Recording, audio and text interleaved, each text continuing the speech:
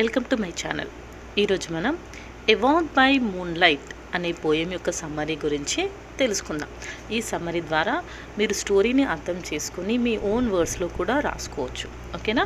So first if you see about the writer of this poem is Henry Derozio. The writer name is or the poet name is Henry Derozio. So ఈ రైటర్ గురించి మనం ఇక్కడ చూస్తే చాలా ఎక్కువ ఇన్ఫర్మేషన్ నేను ఇవ్వలేదు, సింపుల్గానే ఇచ్చాను. సింపుల్గా చూసుకుంటే is one of the greatest reformers of India. ఇంకోటి వచ్చేసి అతని full name Henry Louis Vivian Derozio and అతని బర్త్ చూసుకుంటే 18th April 1809 in Kolkata. Parents వచ్చేసి Francis Derozio and Sophie Johnson. He was associated with young Bengal movement. So young Bengal మూమెంట్లో కూడా అతను involve అయ్యారు and he is considered as the first nationalist poet of modern India. ఆయన చాలా చిన్న ఏజ్లో అంటే 22 yearsలోనే చనిపోయారు on 26th December 1831. Theme of the poem. Theme వచ్చేసి a walk by moonlight is poetry to awaken our conscience. So మన లోపల ఉన్నటువంటి inner heart and inner mind అనేది ప్రతి ఒక్కరికి ఉంటుంది.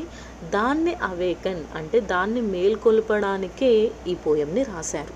In this poem Derozio not only recounts an experience but also vividly describes the effect of such an experience on his mind and heart. So ఇందులో ఆయన తనకు ఉన్నటువంటి ఎక్స్పీరియన్స్ని గుర్తు చేసుకోవడమే కాకుండా ఆ ఎక్స్పీరియన్స్ తన మైండ్ అండ్ హార్ట్ మీద ఎలాంటి ఎఫెక్ట్ అంటే ప్రభావం చూపించిందా అనే విషయాన్ని కూడా చెప్తున్నారు. The poet says that he had a lovely experience with the nature. He wants to make it a memorable moment throughout his life to recount at his hardship. So ఒక మంచి అనుభూతి, lovely experience అనేది అతనికి నేచర్తో కలిగింది. So ఆ nature యొక్క ఆ ఎక్స్పీరియన్స్ని అతను మెమరబుల్గా జీవితాంతం పెట్టుకోవాలి అనుకున్నాడు. ఎందుకంటే లైఫ్లో ఉండే హార్డ్షిప్స్ అనేవి ప్రతి ఒక్కరికి ఉంటాయి. అలాంటి టైంలో ఈ మెమరబుల్ మూమెంట్ని తను గుర్తు చేసుకోవాలి అని అనుకుంటున్నాడు. సో ప్రతి ఒక్కరూ కూడా లైఫ్లో ఒక మెమరబుల్ మూమెంట్ అనేది ఉంచుకోవాలి. దానివల్ల మనకు కష్టం వచ్చినప్పుడు ఆ మెమరబుల్ మూమెంట్ వల్ల it becomes like a soothing, అంటే మనకు మంచి ఒక ఓదార్పు లాగా ఉంటుంది, మన మైండ్ని డైవర్ట్ చేస్తుంది అనే మంచి థీమ్ని మనకి ఇక్కడ చెప్తున్నారు. Next explanation. The poet went to one of his friend's house where he met 3 other friends. So poet ఇంకా ఏం చేశాడంటే ఒక రోజు తన ఫ్రెండ్ వాళ్ళ ఇంటికి వెళ్ళాడు. అక్కడ తనకు ఇంకొక 3 ఫ్రెండ్స్ కలిశారు. They all went for a walk in the evening. Okay, అందరూ కలిసి ఈవినింగ్ వాక్కి వెళ్ళారు. During the walk the poet experiences some sounds and sights the beautiful nature. So అలా 3 ఫ్రెండ్స్ అండ్ తను కలిసి నడుస్తూ ఉండగా దే హ్యాడ్ ఎక్స్పీరియన్స్డ్, అంటే వాళ్ళు కొన్ని ఎక్స్పీరియన్సెస్ జరిగాయి. ఏంటి అంటే వాళ్ళకు కొన్ని సౌండ్స్ అండ్ ఆల్సో సైట్ అంటే కనిపించడం అన్నమాట. మంచి బ్యూటిఫుల్ నేచర్ అనేది వాళ్ళకి కనబడింది, సౌండ్స్ అనేవి వినిపించాయి. వాటితో జరిగినటువంటి ఆ ఎక్స్పీరియన్స్ అనేది అప్పుడు ఏం జరిగిందో మనకు చెప్తున్నారు. It adjust him to compose this poem. So ఆ ఎక్స్పీరియన్స్ అంటే ఆ సౌండ్స్ అండ్ ఆ బ్యూటిఫుల్ నేచర్ వల్లే అతను ఈ పోయంని కంపోజ్ చేశారంట. The poem begins with pleasant memories of the previous night and the poet feels blessed and fortunate for it's gifts. So ఆ రోజు అలా తన ఫ్రెండ్స్తో కలిసి నడుస్తూ ఉండగా తను చూసినటువంటి ఆ బ్యూటిఫుల్ నేచర్ అవన్నింటిని చూసిన తర్వాత అతనికి ఆ నైట్ అంటే చాలా నచ్చింది. ఎప్పుడూ అనుభవించినటువంటి మంచి మెమరబుల్ ఫీల్ అనేది అతనికి వచ్చింది. దాంతో అతను ఏమనుకున్నాడంటే ఇలాంటి ఒక మంచి బ్యూటిఫుల్ న్యాచురల్ గిఫ్ట్ నాకు లభించింది అని, నేను చాలా అదృష్టవంతుని, అంటే ఐఎమ్ ఫార్చునేట్, అంటే నేను చాలా లక్కీ, అందుకే నాకు ఇలాంటి గిఫ్ట్ దొరికింది. అంటే ఇక్కడ గిఫ్ట్ అంటే ఏంటి, ప్రతి ఒక్కరికి తెలుసు నేచర్ అనేది బ్యూటిఫుల్గా ఉంటుంది అని, కానీ దాన్ని కరెక్ట్గా అనుభవిస్తేనే దాని యొక్క లవ్లీనెస్ అనేది మనకి తెలుస్తుంది. సో దాన్ని మన పోయట్ ఫీల్ అయ్యారు, అందుకే ఈ పోయంని రాశారు. The poet begins the poem by saying that he had a lovely experience with the nature on his way with his friends. So ఆ పోయం స్టార్టింగ్లో ఎలా చెప్పారు, ఇప్పుడు పోయం గురించి నేను చెప్పుకుంటున్నాను. పోయంలో ఏం రాశారు అంటే అతను వెళ్తున్నప్పుడు ఒక లవ్లీ ఎక్స్పీరియన్స్ అనేది నేచర్తో వచ్చింది అలాంగ్ విత్ హిస్ ఫ్రెండ్స్, అంటే తనతో ఫ్రెండ్స్ కూడా ఉన్నారంట. On the way they witness a vast open area which was blanched by the moonlit sky. So వాళ్ళు కల్లా నడుచుకుంటూ వెళ్తున్నప్పుడు దే విట్నెస్ అంటే వాళ్ళకి కనిపించింది, ఏం కనిపించింది అంటే ఏ వ్యాస్ట్ ఓపెన్ ఏరియా, అంటే ఒక పెద్ద ఖాళీ స్థలం లాంటి ఓపెన్ ఏరియా అనేది కనిపించింది. ఆ ఓపెన్ ఏరియా ఎలా ఉంది అంటే which was blanched by the moonlit sky.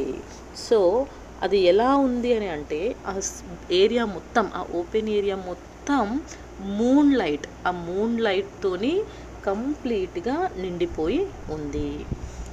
The moon stood silently but looked powerful and majestic in the sky. అంటే ఆ ఏరియా మొత్తం ఒక ఖాళీ ప్రదేశం, ఆ ప్రదేశం అంతా అందమైన వెన్నెల వెలుగుతో నిండిపోయి ఉంది.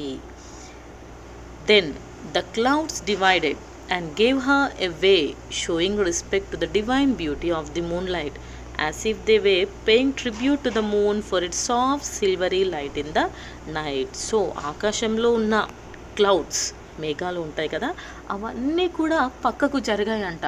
అన్నీ కూడా డివైడ్ అయిపోయి దూరంగా జరిగి దారిని అనేది ఇచ్చాయి. దేనికి దారిని ఇచ్చాయి అని అంటే ఆ చంద్రుడి నుంచి వచ్చే వెలుగుకి దారిని ఇచ్చాయి. ఎందుకు? ఆ ప్రకాశవంతమైన ఆ మూన్ లైట్ ఉంది కదా, ఆ బ్యూటిఫుల్ మూన్ లైట్కి రెస్పెక్ట్ ఇస్తూ, దానికి రెస్పెక్ట్ ఇస్తూ వాళ్ళు ఏం చేశారంటే అందరూ పక్కకు జరిగారు. అలా పక్కకు జరగడం వల్ల ఆ వెలుగు అనేది ఈ ఏరియా మీదికి అంటే కిందికి వచ్చింది. సో ఆకాశంలో క్లౌడ్స్ ఉంటాయి, చంద్రుడు ఉంటాడు. సో మబ్బులు అనేవి వస్తే చంద్రుడి వెన్నెల మన మీదికి రాలేదు. సో కానీ ఏం చేశారు, ఇక్కడ ఈ క్లౌడ్స్ అనేవి పక్కకి జరిగి ఆ చంద్రుడి వెన్నెలని కిందికి వచ్చేలాగా దానికి రెస్పెక్ట్ చూపిస్తూ పక్కకు జరిగాయంట. The scene touched their soul. So అక్కడ జరిగే ఆ సీన్ అంటే వాళ్ళ కంటికి కనిపించే ఆ సీన్ అనేది వాళ్ళ సోల్ని, మనసుని హత్తుకుంది. Then they saw the leaves of the trees dressed in the silvery moonlight were dancing in the breeze as if celebrating its impact.